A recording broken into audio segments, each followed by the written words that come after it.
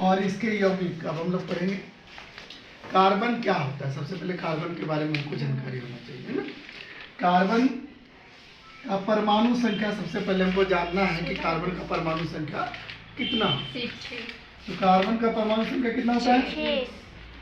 और इसका सबसे पहले हम लोग जानेंगे कि इलेक्ट्रॉनिक विन्यास क्या होता है। कार्बन एक क्या है? तत्व है, एलिमेंट है। तो इसका इलेक्ट्रॉनिक विन्यास क्या होगा? 2 और 4।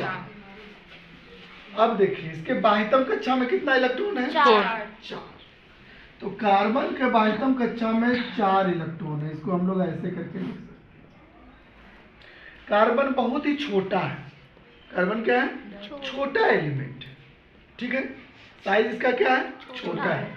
आज कार्बन है जो कार्बन अपने साथ बहुत सारे यौगिक का निर्माण करता है, जिसको हम लोग कार्बन के रूप में कार्बनिक रसायन भी पढ़ते हैं। कौन सा रसायन पढ़ते हैं? कार्बनिक रसायन। ऑर्गेनिक केमिस्ट्री एक ब्रांचे बन गया है, तो हम लोग अंग्रेजी में कहते हैं ऑर्गेनिक केमिस्ट्री। एक टाइप का ब्रांच निर्माण हो गया। एक केमिस्ट्री में 3 तरह का ब्रांच होता है ना। रसायन में 3 तरह का चीज होता है। एक फिजिकल केमिस्ट्री,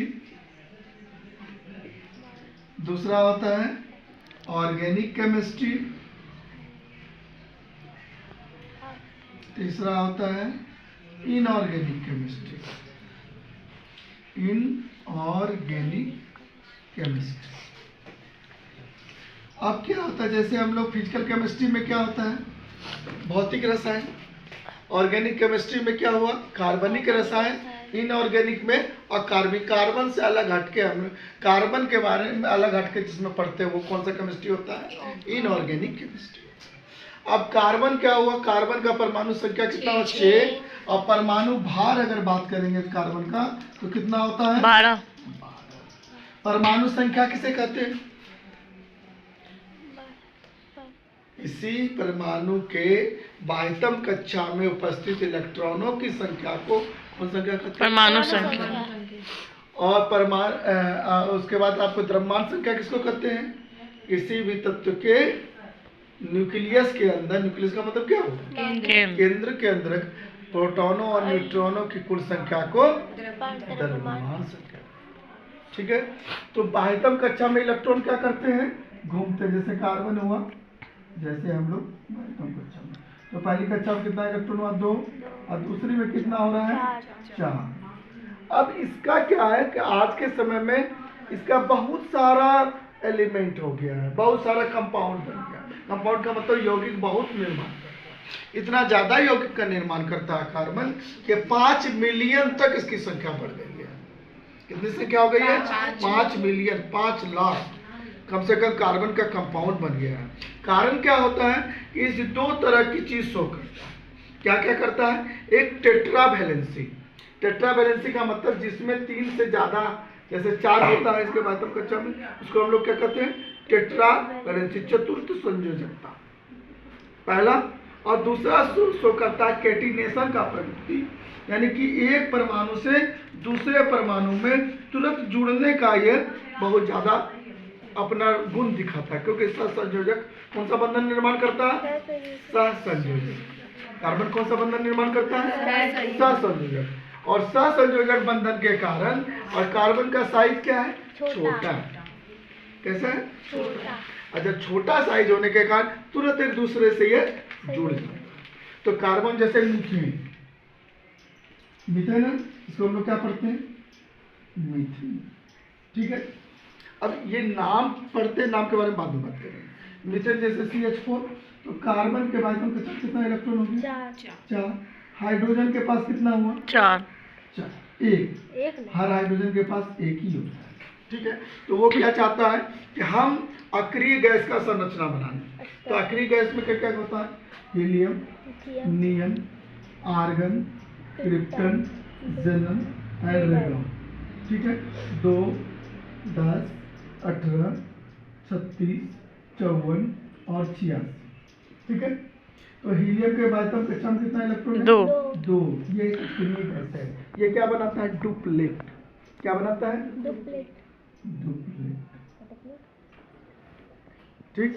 और बाकी जितना भी है सब ऑक्टेट बनाता है, अष्टक का निर्माण करता है। 8 बनाया तो अष्टक और 2 बनाया तो डुप्लेट। ठीक, सही है। उसके बाद क्या हुआ, जैसे नियॉन हुआ तो नियॉन आप कैसे लिखेंगे, 2 और 8। आर्गन अगर लिखना है तो कैसे लिखेंगे, 8 और 8। देखो हर बात में कच्चा में 8 इलेक्ट्रॉन। क्रिप्टन लिखना है तो 2 8 18 और 8। जनरल लिखना है 2 8 18 18 और 8। रेडॉन लिखना है 2 8 18 32 18 और। देखो सबके बाइटम कक्षा में कितना इलेक्ट्रॉन हो गया, 8। तो कोई भी तत्व, ये कोई भी एलिमेंट या कोई भी चीज क्या करता है, सबसे पहले अपना अष्टक पूरा करना चाहता है, जिससे वो क्या हो जाता है, अक्रिय हो जाता है।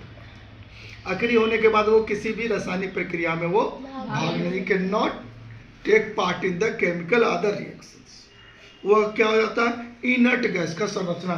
सबका ख्वाहिश होता है कि मैं इस रूप में आ जाऊं, दिस इज द रूप, है ना, इसमें सब बनना चाहता है। तो यहाँ पर क्या हुआ, हाइड्रोजन क्या चाहेगा, हीलियम बनना, और कार्बन क्या चाहेगा, नियॉन बनना। कार्बन क्या चाहेगा, वेस्टक। तो ये 2 इलेक्ट्रॉन ले लिया, ये ले लिया और ये ले लिया, सही है। और ऐसे करके मिल गया। तो ये सहसंयोजक बंधन का निर्माण करता है।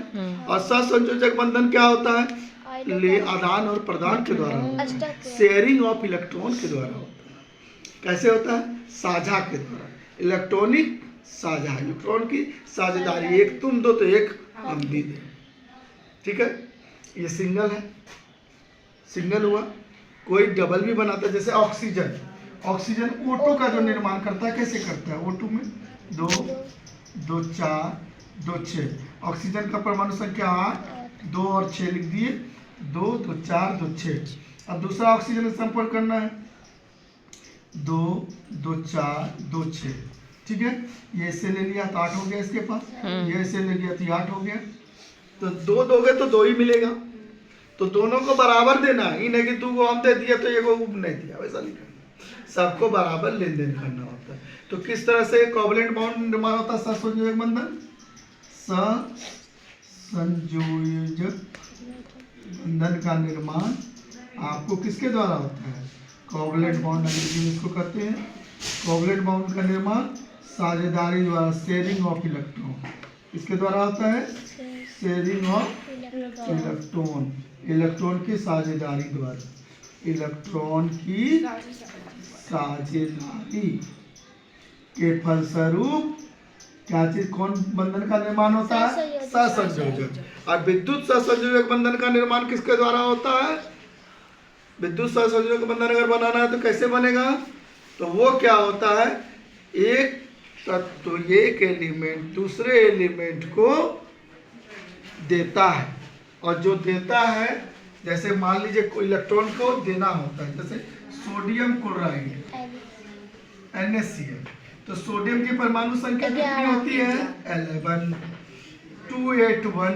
इसको क्या चाहिए, 1 देना है। क्लोरीन क्या कहता है, 17 2 8 7। इसको क्या करना है, 1 लेना है। जो देता है वो कौन सी कहता है, डोनेटर। जो देता है उसको क्या कहते हैं, डोनेटर। जो लेता है वो क्या होता है, एक्सेप्टर। तो जो देता है उस पर कौन सा चार्ज आता है, जो इलेक्ट्रॉन को देता है उस पर कौन सा चार्ज आता है, पॉजिटिव। जो इलेक्ट्रॉन को ग्रहण करता है उस पर कौन सा चार्ज आता है, नेगेटिव। अब सोडियम क्या हुआ, 1 इलेक्ट्रॉन लेके खड़ा है, किसको देगा वो, क्लोरीन को। तभी वो सेटिस्फाइड होगा, संतुष्ट होगा। वो किसकी संरचना प्रदान कर, अक्रिय गैस की। और ये किसका निर्माण हो जाएगा, सोडियम पे कौन सा चार्ज आएगा, प्लस। अब क्लोरीन पे कौन सा चार्ज आएगा, माइनस। तो वो इलेक्ट्रॉन की साझेदारी द्वारा हुआ, और ये किसके फलस्वरूप उत्पन्न हुआ, ये बंधन, कोवैलेंट बॉन्ड, ये इलेक्ट्रोवैलेंट बॉन्ड, विद्युत सहसंयोजक बंधन।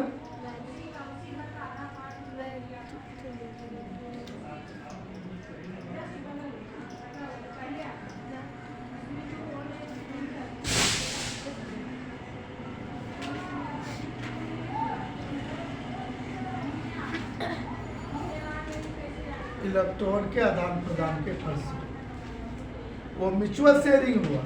ये क्या हुआ कि जो ज़्यादा जिसके पास इलेक्ट्रॉन है वो कम वाले को इलेक्ट्रॉन देता है, जो देता है उस पर पॉजिटिव चार्ज, जो लेता है उस पर नेगेटिव चार्ज। एक तरह का और बंधन होता है जिसको हम लोग कोऑर्डिनेट बॉन्ड कहते हैं, ठीक है, जो आप लोग के सिलेबस में नहीं है।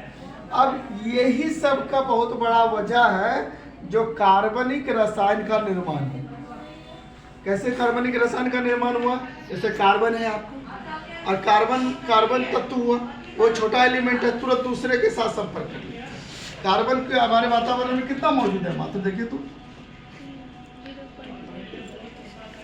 मात्र इतना परसेंट कार्बन मौजूद है हमारे वातावरण में, 0.02%। जो कार्बन क्या करता है, जो इतना परसेंट मौजूद है, लेकिन इसकी संख्या जो है तत्वों की 5 मिलियन तक पहुंच गई, और रोज नए नए तत्वों का क्या हो रहा है? निर्माण हो रहा है। आप देखिए, आप ग्लूकोज लीजिए, ग्लूकोज में भी कार्बन, मीथेन में भी कार्बन है, बहुत तरह के ऑर्गेनिक। आज हम कार्बन, पेड़ पौधों में कार्बन है ना, जितना प्लांट है उसके अंदर कार्बन है। कार्बन के बिना हम लोग अधूरे हैं। कार्बन अगर हमारे वातावरण से हटा दिया जाए तो we can't survive in our atmosphere absent of carbon. क्यों? कि कार्बन हमारे वातावरण में एक कंबल की तरह भी काम करता है, वो वातावरण को गर्म भी रखता है ना। पौधों को जरूरी है खाना बनाना है, पौधों को फूड तैयार करना है। जब पौधे खाना बनाएंगे तो हम लोग क्या उत्पन्न करते हैं? कार्बन। पौधे हम लोग से कार्बन लेते हैं और हम लोग उससे ऑक्सीजन प्राप्त करते हैं, तो सर्वाइवल के रूप में भी कार्बन हम लोग के काम है। तो कार्बन का बहुत सारा यूज होता है, लेकिन कार्बन पता नहीं था पहले भाई का आएगा कहाँ से। तो सबसे पहले एक साइंटिस्ट थे जिनका नाम था वोहलर। वोहलर जो साइंटिस्ट थे, उन्होंने जीवन शक्ति का सिद्धांत, ब्राजीलियस थे, उन्होंने जीवन शक्ति का सिद्धांत दिया, ठीक है। जीवन शक्ति सिद्धांत के अनुसार उन्होंने एक थ्योरी दी थी कि कार्बनिक यौगिक का निर्माण एक जीवन शक्ति द्वारा, वाइटल फोर्स के द्वारा होता है। लेकिन अंतिम में वॉलर जो साइंटिस्ट है, उन्होंने यूरिया से NH4CnO, पहले आदमी के दिमाग में एक मान्यता थी कि यह सिर्फ प्राकृतिक रूप से बनता है। कैसे बनता है?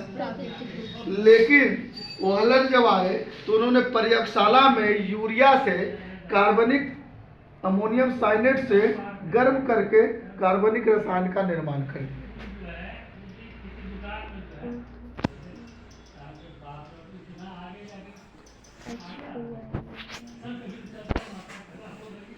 ठीक है, क्या का निर्माण कर दिया? कॉल्वे ने एसिटिक अम्ल और बेथुलो ने मेथेन तक को भी बनाया, ठीक है। बहुत सारे साइंटिस्ट ने काम किया। अब हम लोग कार्बनिक का महत्व इसको समझ गए। अब कार्बन के अपरूप कितने? 3 अपरूप में बहुत सिंपल सी बात है, इसको मिटा देते हैं। मिटा इसको। कार्बन के 3 अपरूप हैं। पहला कौन सा है? ग्रेफाइट, डायमंड और बकमिंस्टर फुलरेंस, है ना। वो एक क्या थे? आर्किटेक्चर थे अमेरिका का, और उन्हीं के नाम पर एक अपरूप जो कार्बन का, जिसका नाम था बकमिंस्टर फुलरेंस, वो बना, ठीक है। तो ग्रेफाइट के रूप में पाया जाता है। अपरूप क्या होता है? जिसका जलाने के बाद, जिसका केमिकल रिएक्शन तो एक हो लेकिन फिजिकल रिएक्शन एक जैसा, जिसकी भौतिक गुण अलग हो लेकिन रासायनिक गुण एक हो, वो क्या कहलाता है? अपरूप, ठीक है। उसी के तरह जला दिए, वही चीज आपको वापस में मिल गया। अब हम लोग जो मेनली बात किस पे आते हैं कि आप लोगों को सीखना है कि IUPAC नेम क्या होता है। IUPAC नेम, अब हम लोग IUPAC नेम बंद कर दो।